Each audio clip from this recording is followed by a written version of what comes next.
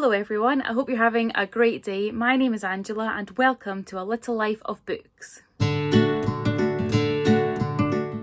I'm currently having a disaster. This is now my third time trying to film this and the camera just stops working, it just stops filming. So I'm going to try my very best to get through this quite quickly so I don't get cut off again. If you watched my Reading Rush TBR video, you'll know that I said I was going to vlog throughout the whole of the Reading Rush, which I did do. I vlogged every single day, kept you updated, did lots of things. It was great. Went to edit it today, which is the Monday after, and the footage is all corrupt. It won't convert from my phone where I filmed it, onto my laptop for me to edit. So I'm afraid we are now just going to do a wrap up. And so sorry about that. There's not really very much I can do. I can't go back and pretend I've not read the books yet, because I have. Remember to like the video, subscribe and comment down below if you took part in the Reading Rush. If so, what did you read and have you read any of the books I'm going to talk about? So I'm going to start off with the first book I read, which covered the first prompt. So the first prompt was to read a book for which the cover matched the colour of your birthstone. That's difficult to actually put that into words. So I was born in January, therefore my birthstone is garnet. I chose Grimm's Fairy Tales. This is a collection of fairy tales by the Brothers Grimm. There's a 59 in here. I believe it goes from 57, Rumpelstiltskin up to Bumpkin. I believe that's correct. I must say, I really did not enjoy this. I'm not sure if it's maybe because of how I read it. I read them from 1 through to 57, and I think maybe you're supposed to dip in and out because they seemed to group them with similar ones very close together. For example, numbers 11 and 12, that was the 7 ravens and the 6 swans. And the plot of those was almost exactly the same. When I was reading the second one, I thought that I had made a mistake and read it twice, but no. I was reading a different one. But in both of those, there is a sister who has brothers, and she is cursed so that she cannot speak at all, and her brothers are turned into animals. A king then decides to marry her. She can't speak throughout any of this. She is accused of a crime. She is sentenced to be burned at the stake. However, the day that she's getting burned at the stake, the curse is lifted. She can now speak, and her brothers are turned back from animals into humans. Now that she's able to speak, she can say how she's innocent, didn't commit the crime, and everybody ends happily ever after. And I just felt like that happened throughout. There was also one with the devils and his grandmother, I believe, and there were two about there that were very similar. It happened really quite a few times that the same plot was used. Now, I understand that it might have been difficult to come up with 57 different plots, but if you can't come up with 57 different plots, don't create 57 different fairy tales. If you can come up with 20 plots, create 20 fairy tales, which is about more what it was like. Also, I really don't think that this has stood the test of time. There was a lot of misogyny in this, a lot of racism, a lot of, oh well, because you're pretty you must be nice and you must be a princess and you must get all the good things, you must be wealthy, you must be happy, and if you are not conventionally pretty then you are a mean person, or you don't deserve happiness, or you can be the one that dies, we'll blame you for things. And I really did not enjoy that. Also, there was a lot of somebody being kidnapped, generally a princess being kidnapped by a prince or a king in disguise, and then she finds out he's the prince or king, and all of a sudden she changes her mind, like she loves him, and they get married later that day. For example, if I read you a section from Faithful John, the king has disguised himself as a merchant and has abducted the princess because he has previously seen a portrait of her and he fell in love with her from this portrait. So he says, "I am no merchant. I am a king and no less nobly born than yourself, but I abducted you by this trick because of the excess of my love for you. The first time I saw your portrait, I fell to the ground in a faint." When the Princess of the Golden Roof heard this, she was consoled, and her heart was drawn to him, so that she gladly consented to be his wife. Why is she gladly consenting to be his wife when he has abducted her? He has abducted her. And she was not happy when she thought it was the merchant that had abducted her, but all of a sudden, now that he's a king and he has his own kingdom and he's now a rich man, she's all of a sudden happy about the whole situation. She loves him, they're getting married later that day. No. Don't agree with that. Don't think that's the right kind of message to send. I think that I know that had this book not been fulfilling 2 of the prompts, then I would have DNF'd it, because this not only filled the Garnet prompt, I mean the front cover might not be entirely Garnet, but inside here it definitely is Garnet. It also fulfilled the prompt for the genre that I would like to read more of, which is fairy tales. And whilst I will not be reading any more of the Brothers Grimm fairy tales, I am interested in reading fairy tales from other cultures, and so this one was a fail. I only gave it 1 star, and if I could have given it lower than 1 star, I would have given it lower than 1 star. But it's not put me off reading more. It's just put me off reading more by the Brothers Grimm. So the next book I have is The Silent Wife by Karin Slaughter. So this one, again, filled 2 prompts.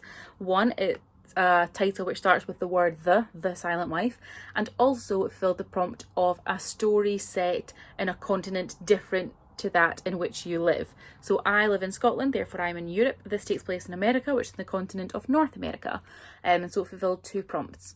This one, the complete opposite of Grimm's fairy tales, I absolutely loved. I knew I would, because Karin Slaughter is one of my favourite authors, and all of her books are auto-buys for me. I absolutely love her. Now this is the 10th book in the Will Trent series. You cannot go straight into this book if you haven't read the rest in the Will Trent series, or if you haven't read the Grant County series, because this book has massive spoilers for both series. This one is a dual timeline where where Will Trent and the team are looking at a case from 8 years ago in Grant County, and so you see Jeffrey and his team doing the initial investigation. So the person that's committed the crime goes to jail, but not for that. He goes to jail on a different charge, and so really that initial crime is unsolved, because nobody has ever actually been formally sort of accused and gone through the whole court procedures and been found guilty. And so we are 8 years, well, in the present, effectively. We're in the present. That is 8 years in the past. We're in the present.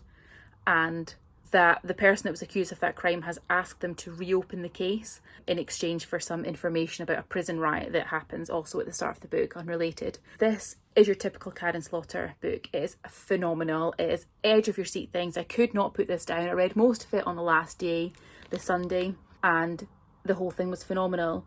I would have given it 5 stars. However, I was able to guess who done it, who was the perpetrator, fairly early on actually, and so for that reason I bumped it down to 4 stars. But I would highly recommend this.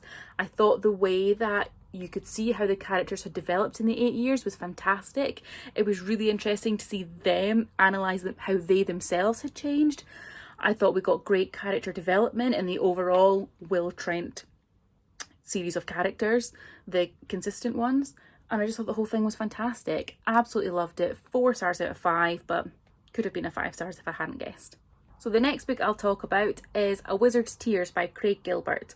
This one fulfilled the prompt of first book that you touch. I just went on Goodreads and I scrolled up and down my want to read section and landed on this one, and I'm really glad I did, because I don't think I would have picked this had I not been forced to effectively by this challenge. This book tells a story. It's quite difficult to explain the plot. It's only 278 pages, but it starts off, there are 3 main characters. There's Lorcain, who's an evil wizard.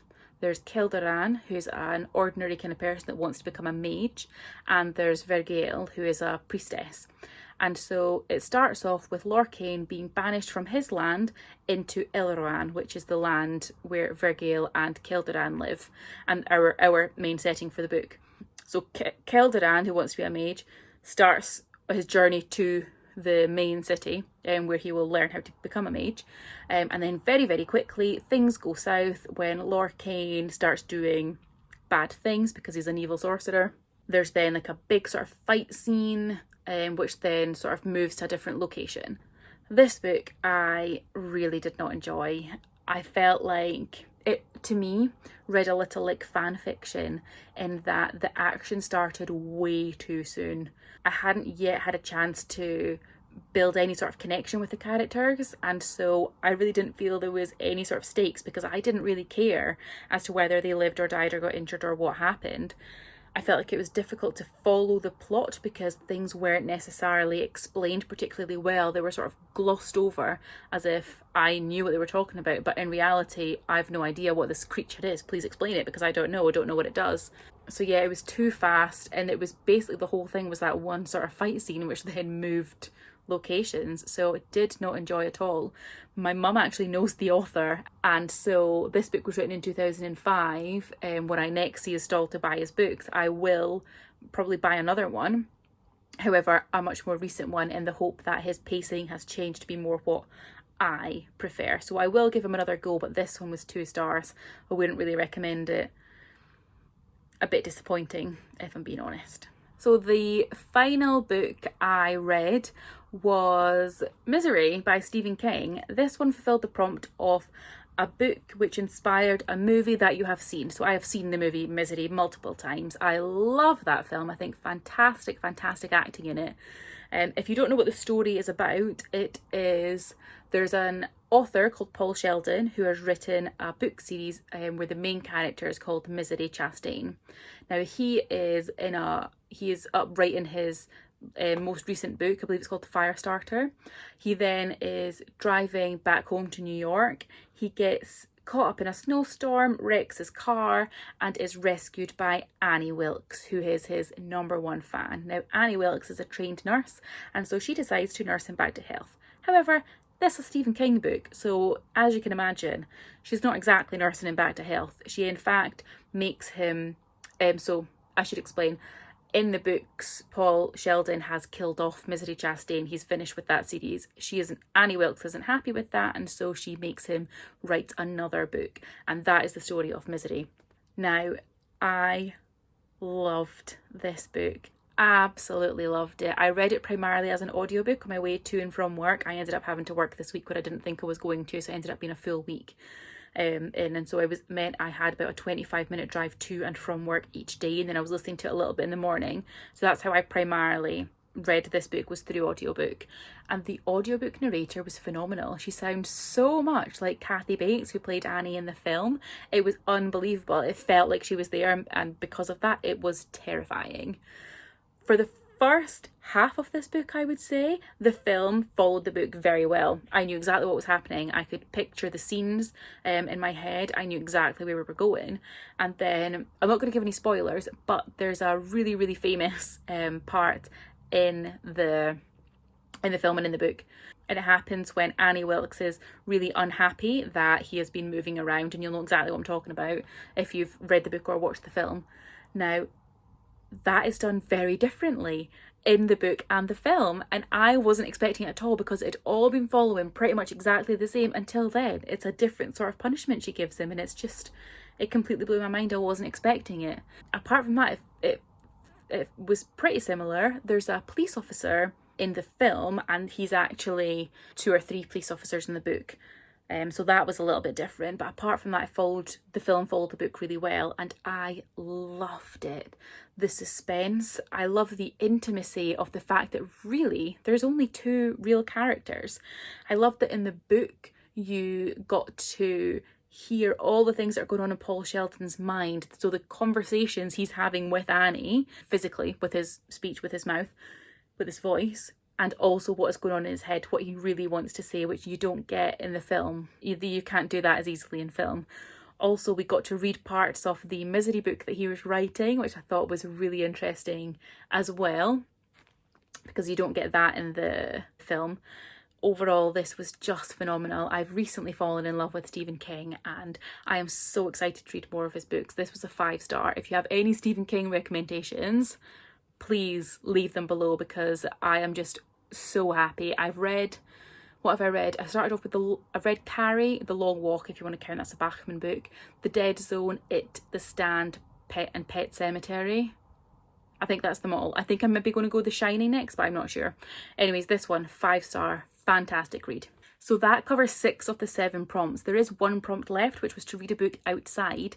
Now, the book I was going to read outside was A Wizard's Tears, and I did read the first few chapters outside. However, the weather then took a turn and it rained pretty much the whole week. It was nice on Monday and Tuesday during the day, but I was at work during the day and I work with children. I'm a teacher, so I cannot read during the day. It's just an impossibility. I can't do it when I'm at work.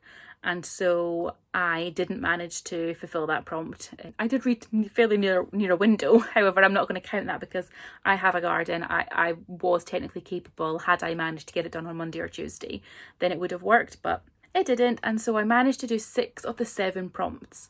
If you add the page numbers up for these 4 books, it is a total of, I believe, 1,454 pages read, which averages out to about 207 pages per day.